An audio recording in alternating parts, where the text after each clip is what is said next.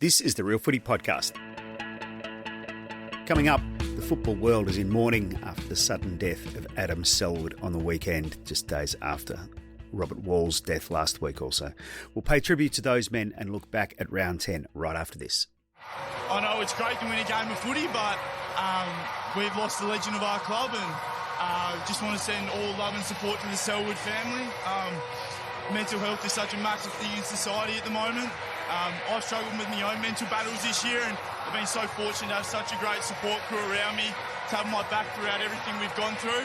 I just urge anyone out there who's struggling with anything, please reach out. Helplines, friends, reach out to each other, because we're heartbroken, and we just want to offer all the love and support we can to the Selwood family in this time.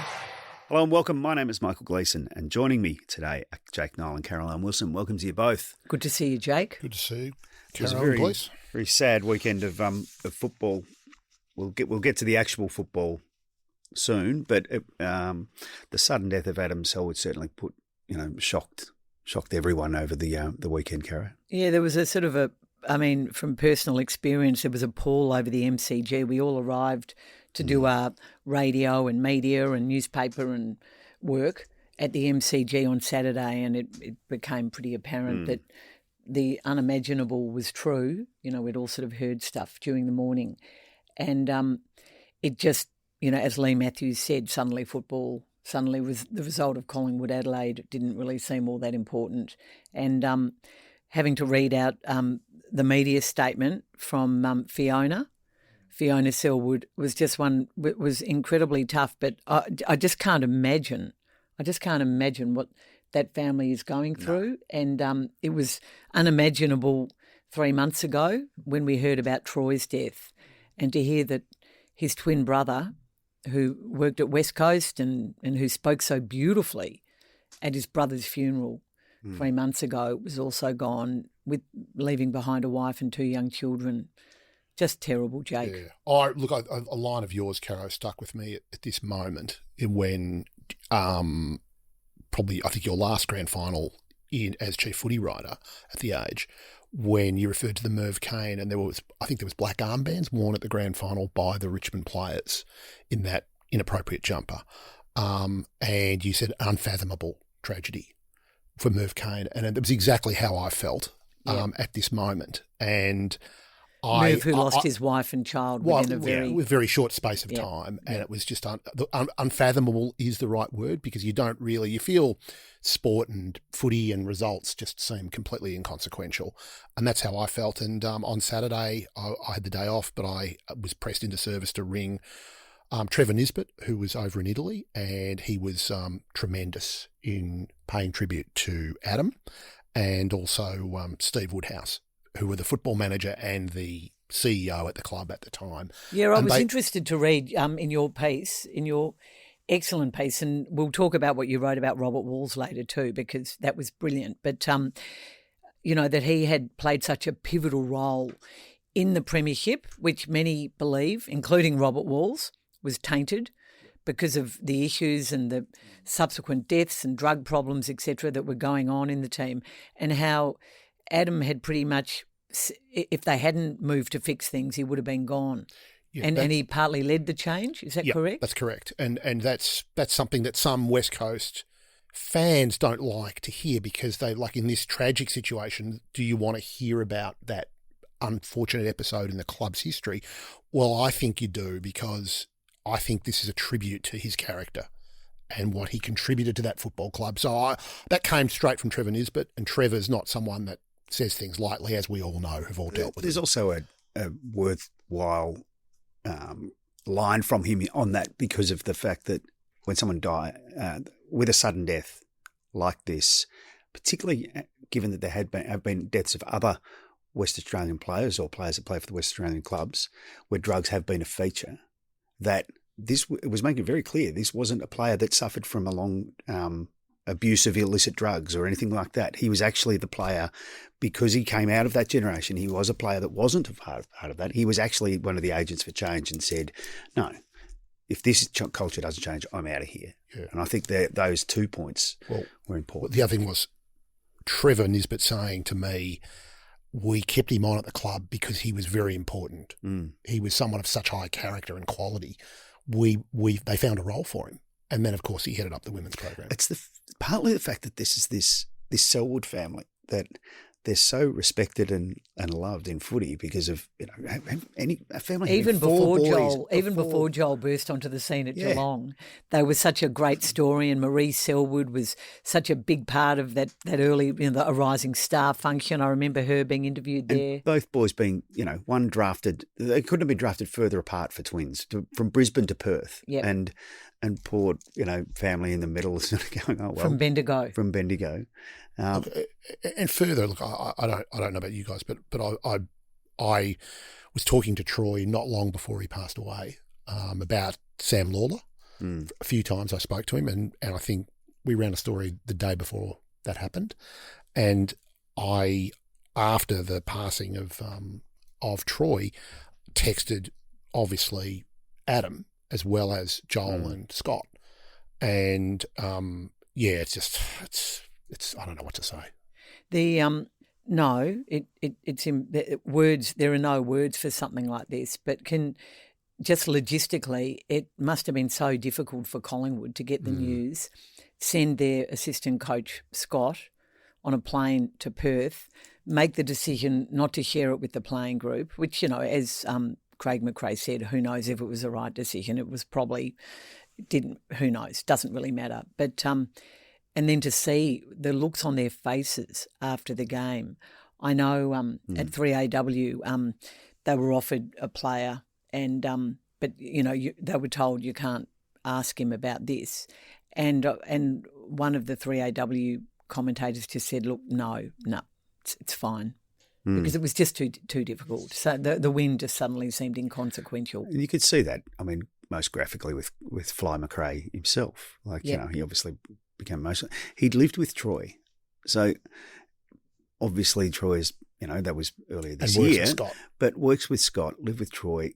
Living with Troy, you're going to have a close connection with Adam as well. You're going to know him.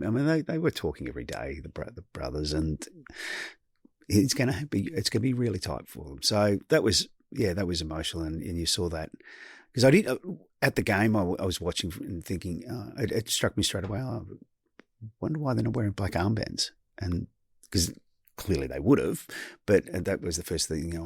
They mustn't know yet. They mustn't have known. No, they mustn't have told them. The news was only sort of released to the public. Yeah. I think it was around 12:30. I think. I thought West Coast handled as best they could a tragic situation, and it was Oscar a lovely. Allen spoke really nicely afterwards. He did. He showed great leadership and great empathy, and that winning was no small part of it in the context of their season. But I thought their pre-match memorial, so to speak, was it was very touching. And one of those lines that Oscar mentioned or touched on, but one that we will reinforce ourselves now, that if you or someone is in need of support, contact Lifeline on 131114 or Beyond Blue on 1300 224636. Well, it had already been a difficult week with the passing of Robert Walls, who chose the timing of his passing with having terminal illness. You're obviously very close with him. We all knew Robert and worked with him. You both worked more closely with him than I did. But Carrie, you're... Look, I won't say I was super close with Robert, but I adored him. I adored his craft. I worked with him at this newspaper and obviously 3AW and for 3 years on Talking Footy on Channel 7. I was there the famous night that Sheeds came in, and I've got to say, watching it over again, I'm going to talk about Robert's career now. We know it's so sad that he's gone, and I'll talk about that in a moment. He made mincemeat of Sheeds. He took him to the cleaners. Yeah. And he was brilliant. And Jake, I loved your article. I loved what Chloe Salto, our managing editor, Sport, has done by bringing all the best of his work out again. Gee. And I've really enjoyed. It ages well. What about his take on Mick Malthouse getting the job? I know. Over Brett Ratton. Over Brett Ratton and that whole discussion. Chillingly. No, but he said it was a warning, and he was defending Ratton. And at the time, Ratton's stocks were not as high as they became subsequent, and obviously got the St Kilda job in part because people reinterpreted what Ratton had done at Carlton. And I think also of his comments about the Collingwood players some of them jumping out of the way in the grand final. I think of that one, the ones about and Mick's coaching and Mick Malthouse's coaching. Yep, and Libba. That day, and Libba. He go said, now, Libba. If you did this, then you're a pathetic figure on our football fields, quote unquote. And what about regrets? I've had a few. Yeah. When he'd had a go at Rowan Smith unfairly. Yep. And he even regretted not asking Ron Barassi to his 21st because he'd been so tough on him as a coach. Yeah, and it was nice to sort of, because I did speak to Patrick Smithers, who deserves some credit. He's not a big figure in football discussions, but for starting Robert Walls as a columnist. Who don't know. Yeah, he was the sports editor of The Age at the time. And there's never been anyone like him. No. Incomparable in terms of ex-coach players writing on the game, who wrote his own stuff. In fact, came as the fax machine, dictated it to his late beloved wife Erin when she was still alive, and she obviously died a dreadful death from cancer, which was one of the reasons he'd made the decision. He didn't want to have that long, slow illness that he saw, end his wife's life. But Jake, I don't think there'll ever be anyone like him. And I think another headline we ran, that he wasn't the master of the hot take; he was a master of the hard take. Yeah, that was a piece I wrote about the media. I thought his media career warranted. So much was said by the players that played under him, and some of it so affectionate. Like was the line of Paul Keating. He said that when you go out, it's not. We all go out in a box talking about politics. He said, but it's whether the people who are carrying it are in tears or not. And I tell you what, there'll be plenty of tears for Robert Walls.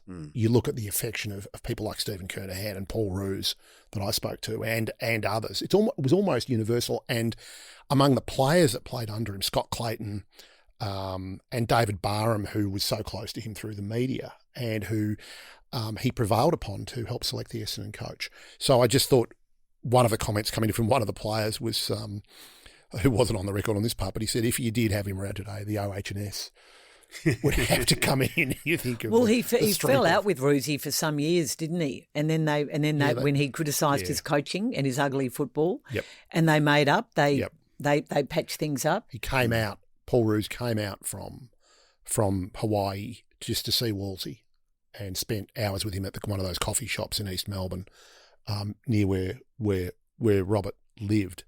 And it's a bit surreal. I don't know about you, Cara, but I spoke to him about 8-9 weeks ago, and he hadn't yet.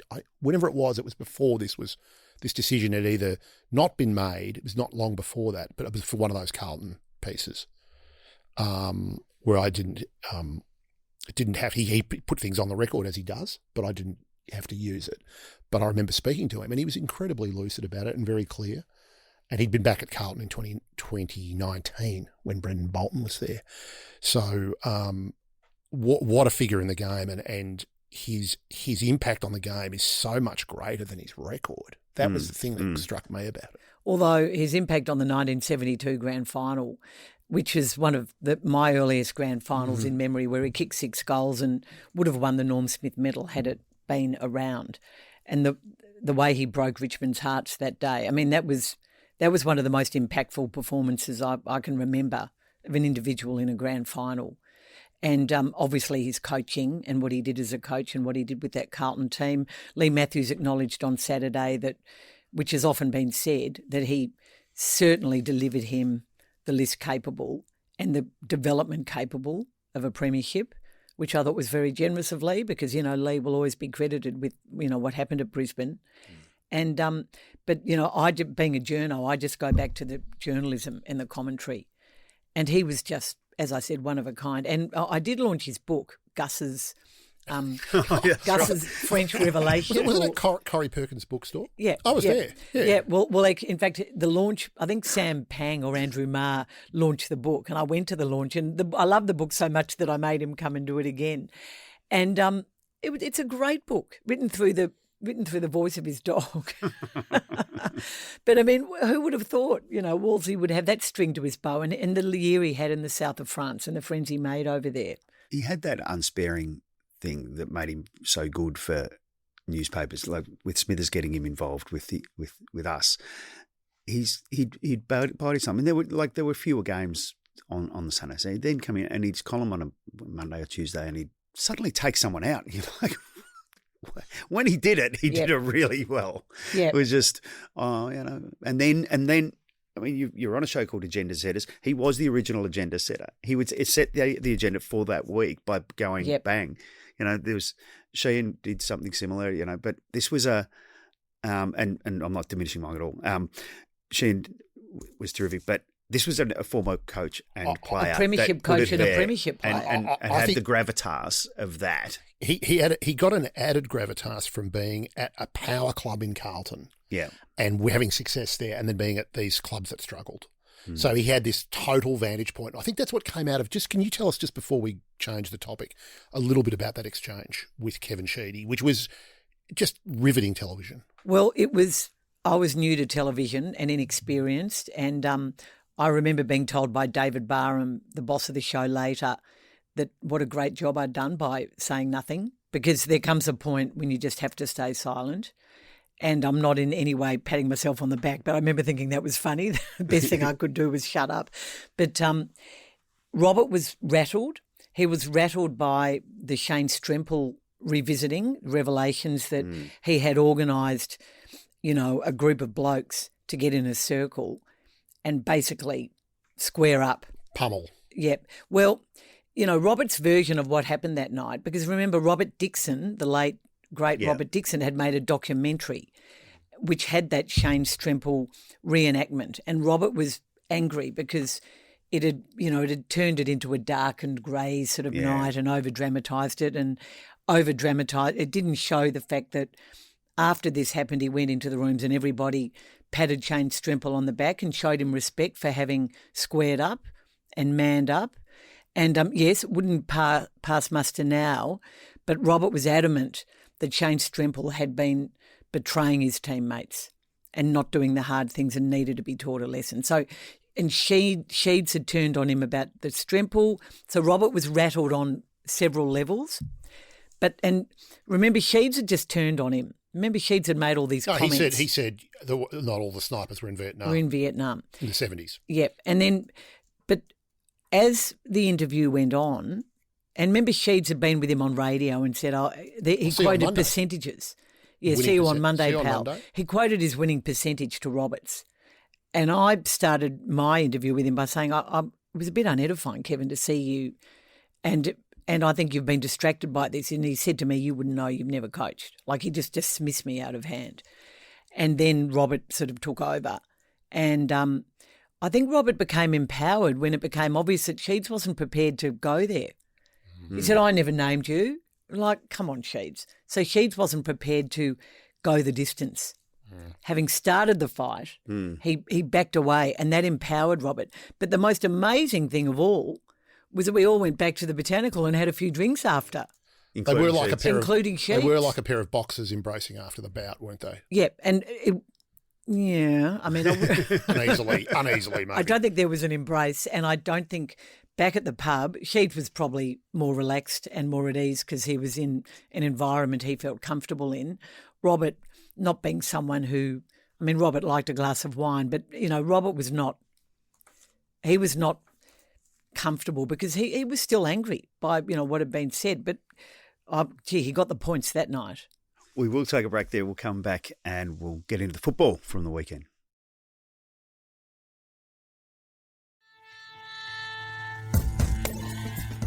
We're online all the time. Just search Age Real Footy on Facebook or Twitter.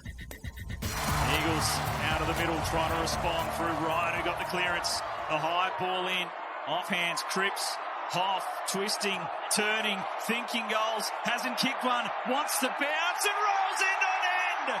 It's no hassle for Hoff.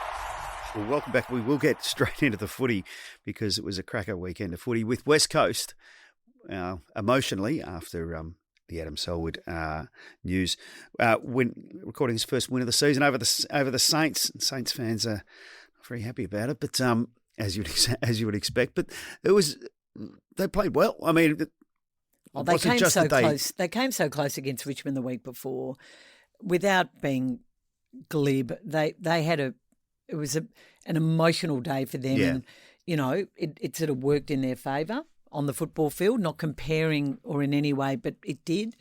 And, McWalder's been getting closer. So I wasn't, looking back, I probably should have thought, I can't remember who I tipped, but St Kilda haven't exactly been, you couldn't tip West Coast going in. I thought they played pretty well against Richmond the week before, and they probably should have won. Yeah. I still think they'll finish bottom, but Yeah. I would say this about McQualter. Yeah. If you look at what happened with both Craig McRae coming out of Richmond and then Adam Kingsley coming out of Richmond, it took those clubs half a season before they adjusted to that game style. Well, how long has it taken Gold Coast as well? I mean, they took So half a season or more. But McRae kicked in at around 10-11 at Collingwood, and similar with Adam Kingsley, they were well behind getting in the finals in his first 10-11 games, and then they roared to a preliminary final. So I think this is not going to happen here. They're not. No. They're down the bottom, but improvement, I think, is what we're seeing. Yeah, and I mean, Oscar Allen up forward, that's helpful. He took some pretty decisive marks towards the end, and Liam Ryan in his last quarter. I mean, he's not going to do that every week, Liam, at his age and that, but he just turned the game, but he safeguarded that game. Yeah. St Kilda got a long way to go, like West Coast. Yeah, they've got a lot of work to do with their list. It was a round of upsets, really. What was your biggest upset, Jake? Melbourne over the Brisbane Lions. Yeah. I mean, I just thought that. And that's a huge result, but it's not a complete shock in the sense that Brisbane's win-loss record was not their form. Brisbane have not been playing well. They drew with North. They've had a couple of pretty average performances, and their record was not apart from the Gold Coast game, which was a great win, where they seem to live for Gold Coast. Yeah, not surprising. They loathe each other. Well, they loathe Gold Coast. But apart from that, they haven't been super convincing. No, but this was... So when they lost at home to Collingwood on Easter Thursday, they'd come off a 5-day break and played in the heat in Adelaide. So you're sort of looking at it afterwards and go, look, okay, they dropped the game, but there's reasons for it. This was just a flat-out cracking win by Melbourne because, there was no... I'm not aware of any sort of quirks like that about day's break and that. Melbourne's gone up there and beaten them on their home deck and just played better. The Clayton Oliver tagging move, I think, has brought him back into the game. Well, Kane Corns was critical of that on Agenda Setters last week, saying you can't justify $1 million tagger. What a brilliant way, I reckon, of Simon Goodwin to bring his man back into the game. It worked last week and it worked on Lachie Neale. Yeah, I didn't agree with him when he said that. I think that you can't just say, he's a $1 million player, so we're not going to spend $1 million on a tagger, so you're going to keep doing what you're doing and not doing it as well as you should be. Yeah, Find a way to get him into the game. Same as throwing a forward behind the ball, get them into the game, get them to see the ball. No, it worked. It was a win for Simon Goodwin, Jake. Yeah, absolutely. Who I have felt deserved another chance. I have not been behind the get rid of Goodwin bandwagon. I think they've got a lot of work to do at Melbourne, but I think they should stick with the coach. He's contracted for next year. Yep. Well, there's always clauses, but look, you can only look. They have to show continued ability for him to stay as coach, to score, and to turn those entries. They got something like 16 marks inside forward 50, which is a very positive sign. But it's one of those wins that, it's you're damned if you do, you're damned if you don't, because it also goes, well, where's this been? We knew you were capable of this. That's why people have been critical of you. Then you come and show this performance. You say, well, where has it been? Why haven't you been putting this together? Now, that can sound a bit churlish because now they have done it. So, as you say, now they've got to keep doing it. And it's one game. I've got to say, Fremantle beating GWS at NG Stadium came close in terms of upsets. I mean, there's been all this talk about GWS on the road and their tough road trips. Well, they're finally now at home. And is it the weariness from travelling? I don't know, but that was a really disappointing performance. I mean, the two results, you've got Melbourne and Fremantle, just when you're about to put a line through them. I know. Just put a line through their season and you say, that's it. They come and do that. And well, is it because they're waiting until, they nothing to lose? Fremantle played far more faster, far more attacking footy. There's got to be something in that because it seems to be the trend of the game. They hadn't been playing it. It was also last week. You wrote well on the weekend about the leadership issues at the AFL. We'd written earlier in the week about the cack handling of the Rioli thing. You pulled the threads together around to basically say Andrew Dillon's under pressure. He's under enormous pressure and he needs to act. At the moment he's going through a very highly sensitive negotiation managing Tanya Hosh, the AFL's diversity boss. Will she be there at Dreamtime game, do you think? I think she'll be at the Dreamtime game. I think if I was to make a prediction, I think the plan is that she won't be around by June. Right. But it could get ugly. And I notice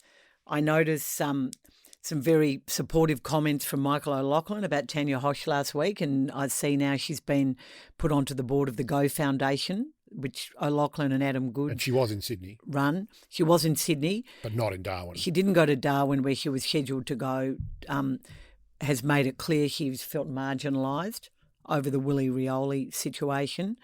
Look, the AFL have mishandled, I think, this whole racial situation. And, you know, for a letter to go to clubs late on Friday seeking advice and ideas about how to improve this situation is too little too late, given that Chris Davies had written to Tanya Hosh and Andrew Dillon and others back on April 20. I think there's a lack of clarity of purpose here. So you've got, on one hand, you've got an issue with how you deal with punishments for players for breaches, and on the other hand, you've got a slow-moving boiled frog disaster probably too strong, but a significant problem with the decline of the Indigenous participation in the game, and those two things have run headlong into each other with the Rioli case. And you've got a head of football, sorry Michael, in Laura Kane, who some of her staff just feel disengaged, and a lot of them are feeling they're not being heard.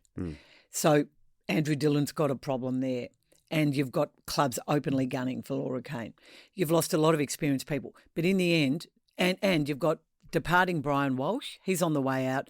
The media management in recent weeks has been appalling. And you both spoke about Laura Kane and the way the AFL are dealing with their communications in recent weeks. And you showed some frustration. Yeah.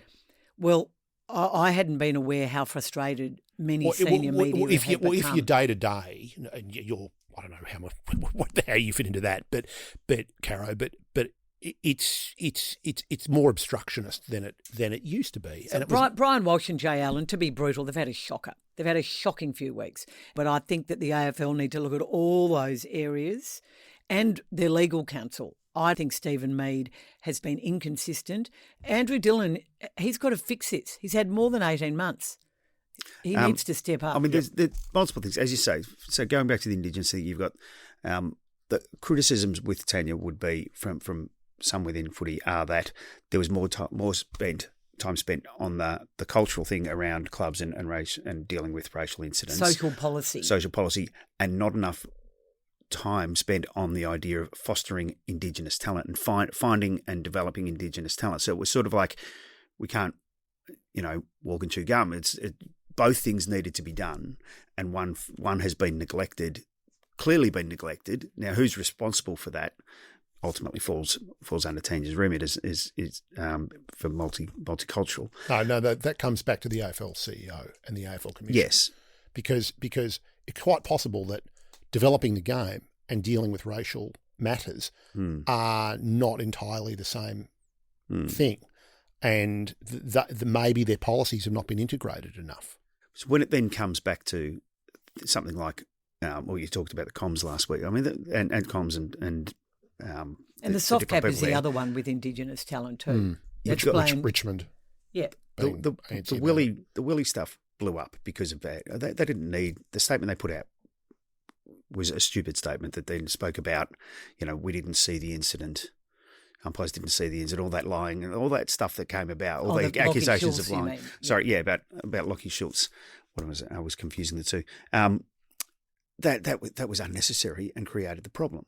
Well, If they just admitted we got it wrong, Yeah. sometimes just say we got it wrong and we just move on. But the When you level, create the a problem levels by- underneath, and I tried to write about this. I mean, under Steve Hocking, it was Steve Hocking, then the umpires. Now there's sort of Steve Hocking.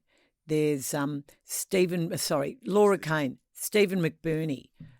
Who's the Josh Marnie? I mean, how many people? No wonder the And Jeff Walsh is there communications for got 4 mixed days a up. week, trying to help with the Tassie stuff and whatever. And Laura Kane has put in as her number 2, someone with not much footy experience. I disagree with you on Stephen Mead too. I think he's good and capable. Do you think he made the right call with Noah Bolter? No. 4 senior week suspension? No, I don't. No, I don't think when it was Josh the right call Fay on. gets I don't 4 think it was the weeks right call too. on Willie. So I'm not. I don't even really know Stephen Mead. I just don't think he's been consistent. Ken Hinkley versus Jason McCartney, inconsistent. what do you envisage, or what do you foresee Andrew Dillon doing to stem the bleeding on all of this? Well, he needs to appoint a deputy, and he needs to be, and that'll happen. But He and wants I Garlick, personally, and everyone else wants Tom Harley. Is that yeah, what? well, I don't see Simon Garlick as being. I don't think the clubs will think that. I mean, that just seems to me another mate getting a job. But maybe I'm being unfair on Simon Garlick. He did some good work on Tasmania a few years ago. Anyway, either way, he's got to be more transparent. He's got to front up more and be more open. I mean, that arrogant comment last week about, we reacted to everything the media said. Poor timing. Yeah. Really poor timing. Particularly, he didn't know then that, we were going to get Channel 7 was going to find that vision and audio of the umpires absolutely knowing what had happened. But it was just embarrassing, frankly. And then to upset the umpires. I mean, I think he needs to fix the relationship between players and umpires, which I think is at an all-time low. It is after last week. And I actually think, look, he needs a new chairman, and he needs him this year. Well, I think that's the bigger one. It's got to happen. It has got to happen this year. So, yeah, there's a lot of work to do. And despite all that, the actual game, maybe Exactly. the actual game has been really good and in the AFL last 3 staff weeks. keep saying that to me. I think we have to be fair here and say That is the job. the game is pretty good Yeah, well, on the field. thanks to the coaches and the players. I'm not giving the AFL credit for No, that. I didn't say that. I mean, look at some of the fixturing too. I mean, and they've admitted they got it wrong about Mars Stadium, but imagine sending Port Adelaide and Bulldogs to that game, Yeah, that wind tunnel ridiculous. where 4,000 people turned up, knowing. I mean, they've righted it for the next game this year, but anyway. We will take a break there, come back and talk more about, well, every other game for the weekend. Get access to every episode as it drops. Hit subscribe wherever you get your podcasts. 15 for Dale. Here's his agility and his strength. And he's normally a beautiful kick, but that all happened in a rush. Bontempelli! Oh, they're racking them up. Well, Essendon, one of the big losers of the round, at least certainly on the scoreboard. There was a couple of contenders for that mantle given Port Adelaide's performance, but I actually felt it said a lot more about the just how impressive the Dogs are, Jake. Yeah, and as you wrote, on Monday, all of the things over summer at the Bulldogs, where the coach was under pressure coming into contract, Jamara's situation, and Jamara Ugle-Hagan, as well as Bailey Smith leaving, Cody Waitman being injured, Bontempelli, Treloar. And all interestingly, you go back to 2015 when Luke Beveridge arrived, and do you remember there was all this stuff happening. I think it was Griffin going to GWS. Yep. There was the sacking of the coach, which had all ended in... Which was triggered by Griffin leaving. Yeah, great acrimony. There was player unrest. And remember, Peter Gordon came out and said, this is a great day or something. And I remember writing, how can he say it's a great day? There's disasters everywhere. And yet... And on top of this... Within 2 years, they'd won their first flag in, more than half a century. And on top of this, over the summer, they've then had... Sam Darcy starts the year and it looks like this just phenomenon.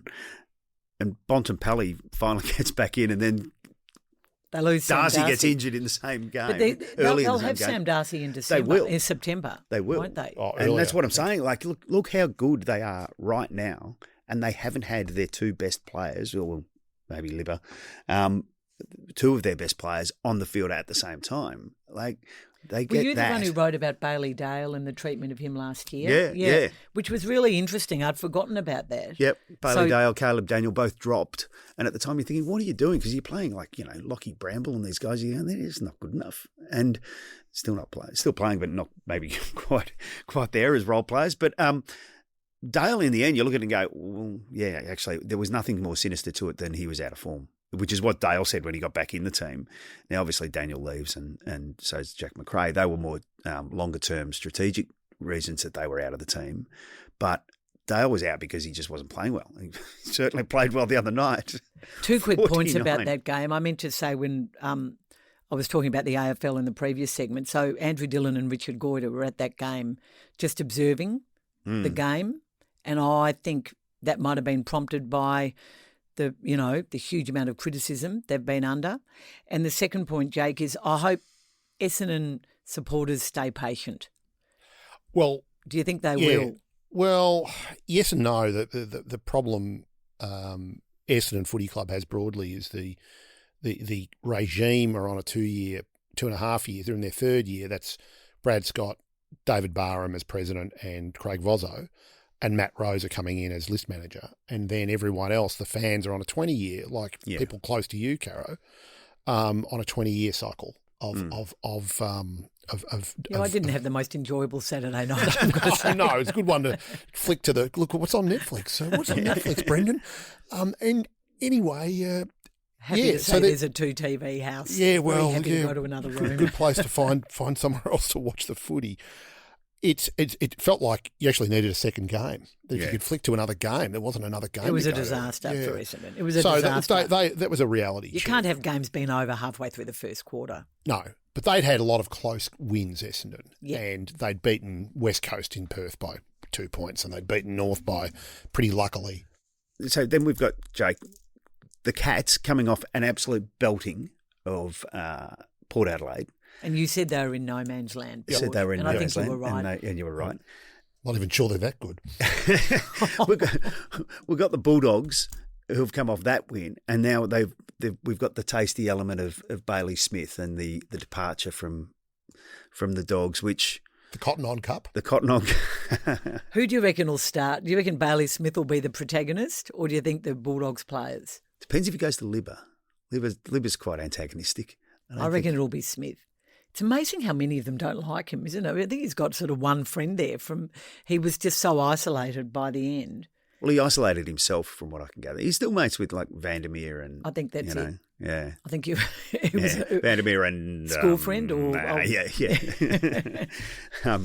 But look, he's changed Geelong is the thing, and his departure has also changed the Bulldogs. Not, not because of him and because the Bulldogs all feel a little bit aggrieved about the terms of the trade, but really they're doing better without him. So, it's one of those win-wins, I reckon. I think it is. Particularly now with Patrick Dangerfield injured, which is, so disappointing because he's been playing such great footy. But anyway, he is getting older and he's done a hamstring and they've got Bailey Smith to step up. Who will you be tipping, Jake? My instinct today is the Bulldogs. I think they're a better team than Geelong. Yeah, just got to have a look at how they've gone in Geelong. But it is a place called... The Cattery. The Cattery. Yeah, I agree with you. I think the Bulldogs can win it now. Yeah. I think they can win it all. I think they can win it all. Certainly, their losses have been, when you break those down, they lose to Collingwood by a goal. Without Bonampelli. They lost to Brisbane in Adelaide in gather round in stinking heat without Bonampelli. And they lost to Gold Coast in Darwin and in played, steaming heat and played really well and fell over the line. And they're Gold Coast at the moment are sitting in the top four, even though you wouldn't have called them a top four team. But they are going into this round. They were a top in sitting in there. Hawthorn's sitting in there now. But they're look. I think the Dogs can do it. North over the line, finally get the win. Well, hardly convincing. Got over the line. As their coach said, it was like pulling teeth. Yeah. They finally won at the MCG, not that they play there all that much for the first time in 8 years. Richmond should have won in the end. I mean, Taranto kicks that goal and they win. So I was pretty all Richmond's wins have been very close wins this year. Yeah. So it was disappointing that they finally lost a close one. And all their losses have been that bump big of losses. Wardlaw's on Vloston on the boundary line to then bring it back in to score. I thought that was a moment for me where I thought, they're going to win this. Yep. They just felt like it. No, it was a good win for North. They needed to win. They have had a terrible year. They've been disappointing, and I wouldn't say that was particularly convincing. I need a bit more to be convinced by what's going on with the Kangaroos. Collingwood next week, which is a big game for them. There'll be a big crowd there, relatively. There was 68,000 for Collingwood Adelaide at the MCG on a wet Saturday afternoon. I think there'll be a fair few for North. Well, and they've been given one more free-to-air game. Is that all? Yeah, in the new fixture. On a Thursday night against the Western Bulldogs. So they'd want to perform. They would want to perform. Yeah. And you would think that the Bulldogs would win that easily, given the way they're playing. But you would want a competitive game from North. Yeah. What did you make of the Pies and Crows? Oh, good game. Competitive game, not a pretty game. I don't think either team lost that much in it. Collingwood, enormous effort to win, and the veterans again, Jeremy Howe in particular, had 13 interceptions. They didn't have a standout player. I thought Jordan Dawson was probably the best player on the ground. I thought he was best on the ground. And I think Adelaide had 3 of the best 4 or 5 players, but Collingwood were team-wise a little bit more cohesive, and they defended a little bit better, and they were just a bit better than Adelaide in the key moments, which is a familiar story. Adelaide have got to play better on the MCG. I mean, seriously, they should have won that game. They should have been good enough to win it. Collingwood had players out. I reckon about the last 6 Collingwood-Adelaide games, they're all close. That same comment could have been made. Collingwood's won most of them. All of them. And they've been decided by a goal. And there's been some sort of, I think in this game there was a throw paid that was actually a handball, and it led to a goal. And you thought, there'll be Adelaide people sort of saying, what is it in these games that stops that we do wrong, or that what is it about these games that we can't win? Take your chances. Well, Rankin didn't. He missed a couple. Crucial moments in games, you have to take your chances. There's a goal that Myercheck kicks from just outside 50. Pendlebury had kicked a brilliant pass to him and found him at a significant moment in the game. That goal goes through and you go, okay, Collingwood are going to win this game. That's how I remember it.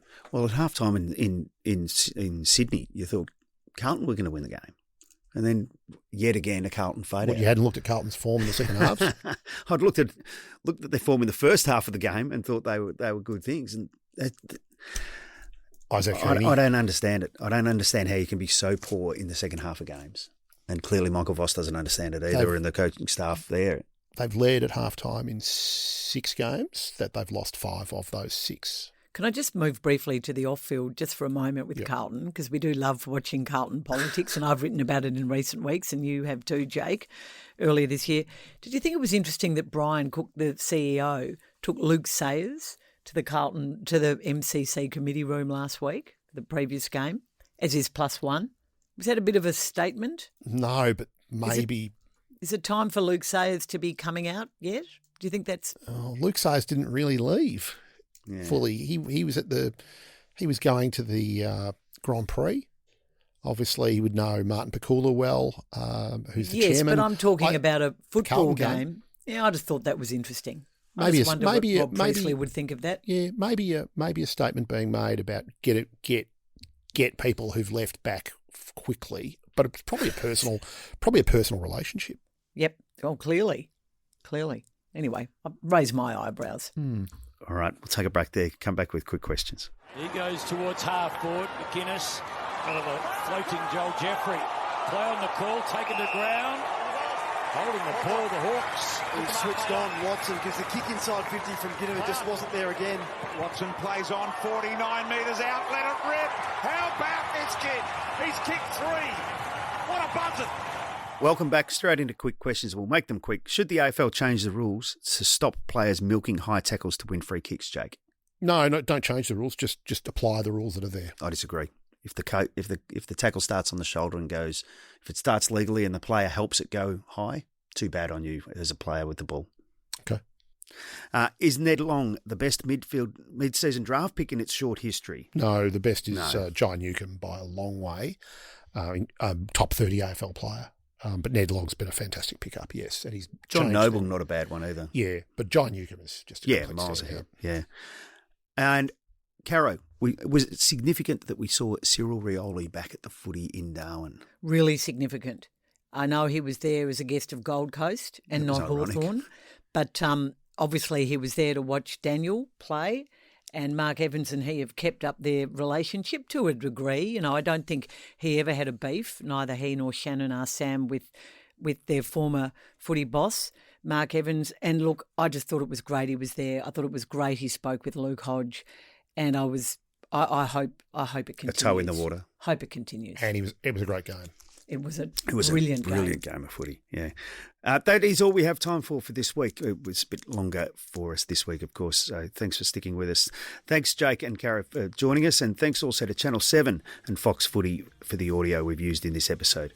If you'd like to get in touch, you can do so via email, realfootypod@theage.com.au. Don't forget to subscribe, rate and review wherever you get your podcasts. The Expert Tips podcast will be back on Thursday. Catch you then.